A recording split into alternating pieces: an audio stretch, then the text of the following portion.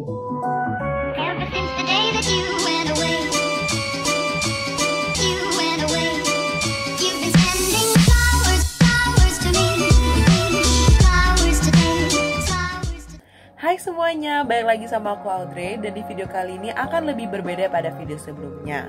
Karena pada video kali ini aku akan menceritakan dan membahas mengenai 2 cerita pendek yang sudah aku tulis dan sudah aku terbitkan di Wattpad. Langsung aja kita mulai. Nah, di video kali ini akan aku bagi menjadi 2 segmen. Di segmen yang pertama akan menceritakan dan membahas mengenai cerita pendek yang sudah aku buat yang bertemakan kekeluargaan. Sedangkan di segmen kedua akan menceritakan dan membahas mengenai cerita pendek yang bertemakan horor. Cus, langsung aja kita masuk ke segmen yang pertama. Nah, di segmen ini aku akan menceritakan dan membahas mengenai cerita pendek yang bertemakan kekeluargaan yang sudah aku buat, yang berjudul Gemerlap Mahkota Tanpa Berlian. Jadi cerita pendek ini terinspirasi dari pengalaman pribadi aku, yaitu pada saat papaku meninggal sekitar 1 tahun yang lalu. Dan hal itu menginspirasikan diriku untuk menulis cerita yang memiliki cerita dasar yang kurang lebih sama. Jadi Gemerlap Mahkota Tanpa Berlian ini mengisahkan tentang seorang gadis yang memiliki nama Keisha Agung Putri, dan bagaimana perjalanan hidupnya saat ia mulai dari nol lagi untuk menggapai kebahagiaannya berdasarkan usahanya sendiri, semenjak ayahnya sudah meninggalkan dirinya untuk selamanya. Di cerita pendek ini juga mengisahkan konflik, permasalahan, ombak besar yang ia lalui untuk menggapai kebahagiaan itu dan untuk menggapai kebahagiaan kehidupan ibunya. Dan ia sangat suka sama yang namanya uang. Jadi semua yang berbau uang, semua yang berkaitan dengan uang, Keisha sangat suka. Dan sudah terlihat dari judulnya, Mahkota.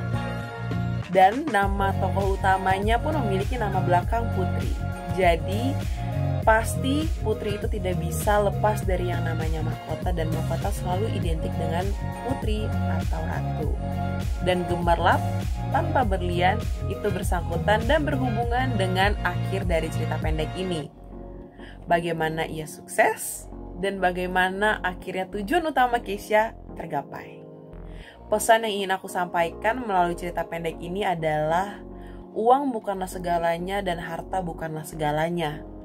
Dan aku harap para pembaca di luar sana emosinya bisa terpancing, mereka bisa marah, sedih, terkesima, senang, sehingga semua perasaan dan emosi yang dimiliki sang pembaca tercampur aduk. Oleh karena itu, aku harap para pembaca di luar sana sangat menikmati alur dari cerita Gemerlap Mahkota Tanpa Berlian.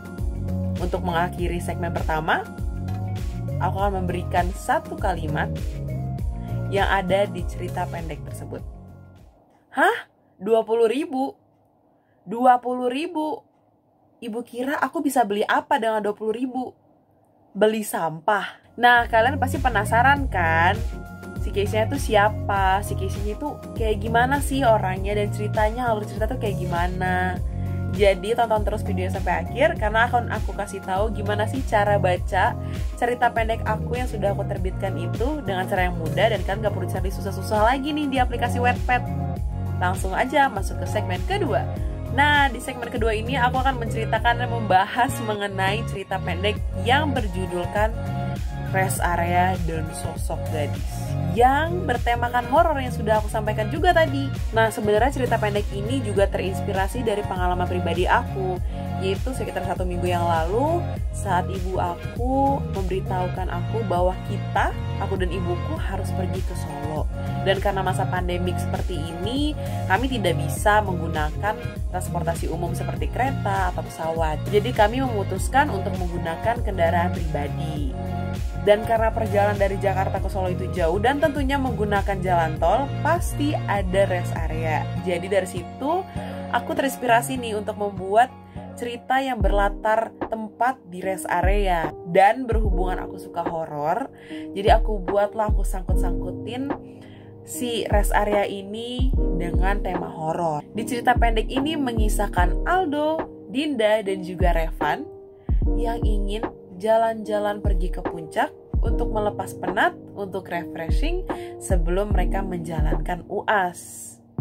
Mereka berencana untuk menghabiskan waktu mereka di puncak selama 2 hari. Dan cerita ini pastinya mengisahkan apa yang terjadi dengan mereka selama di perjalanan ke puncak di suatu rest area.